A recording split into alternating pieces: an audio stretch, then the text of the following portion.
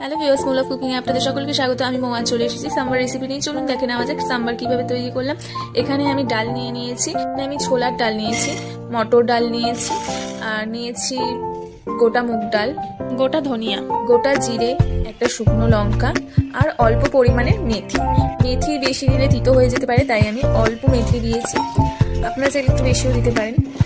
এবারে আমি এটাকে শুকনো খোলায় একটু ড্রাই রোস্ট করে নিচ্ছি। তারপর দিয়ে দিলাম নারকেল কুচি। আমার এটা ভাজা হয়ে গেছে, তো আমি এটা নামিয়ে নিচ্ছি। ডালগুলো লাল লাল করে ভেজে আমি একটা ফাইন পেস্ট তৈরি করে নিচ্ছি। ডাল ভালো ভাজা হলে পেস্টটাও কিন্তু ভালো হবে। এবার আমার পছন্দ মতন আমি কিছুটা সবজি নিয়ে নিয়েছি, আপনারা আপনাদের পছন্দ মতো সবজি নেবেন। কড়াইতে একটু তেল দিয়েছি, তেলটা গরম হয়ে গেলে আমি এখানে দিচ্ছি কালো সর্ষে, সাদা সর্ষেও দিতে পারেন, সেটা আপনাদের ওপর। দিয়ে দিচ্ছি পেঁয়াজ কুচি, দিয়ে দিচ্ছি কারি পাতা। কারি পাতা এর মধ্যে অবশ্যই দিতে হবে, এতে করে ফ্লেভারটা অনেকটাই সুন্দর আসবে এবং সাম্বারে কারি পাতার গন্ধটাই বেশি ভালো লাগে। এর মধ্যে দিয়ে দিলাম আমি টমেটো কুচি।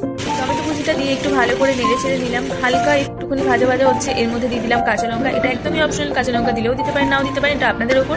দিয়ে দিলাম পরিমাণ মতন হলুদ আর কাশ্মীরি রেড চিলি পাউডার, কালারের জন্য দিয়েছি, আপনারা দিতেও পারেন, নাও দিতে পারেন, ভীষণই অপশনাল। এর মধ্যে দিয়ে দিলাম আমি পরিমাণ মতন নুন। মশলাটা একটু ভাজা ভাজা করে নিয়ে আমি কেটে রাখা সবজিগুলো একে একে দিয়ে দিলাম। দিয়ে দিলাম সজনের ডাঁটা, রাঙা আলু, এমনি গোল আলুও দিয়েছি, দিয়ে দিলাম কুমড়ো, বেগুন দিতে পারেন, আমি দিয়েছি গাজর। আমি বেগুন খাবো না, তাই আমি বেগুন দেইনি, তো বেগুনও দিতে পারেন। আপনাদের যেরকম সবজি ইচ্ছা সেরকম সবজি পছন্দ মতন দিয়ে দেবেন। দিয়ে দিচ্ছি মটরশুঁটি। সবজিগুলো হালকা একটু সটে করে নিতে হবে। সটে করা হয়ে গেলে এর মধ্যে পরিমাণ মতন জল দিয়ে দেবেন। তারপরে সবজিগুলোকে একটু সিদ্ধ হতে দেবেন। সিদ্ধ আমার একটু হয়ে গেছে, তারপরে আমি দিয়ে দিলাম গুঁড়ো করে রাখা ডালটা।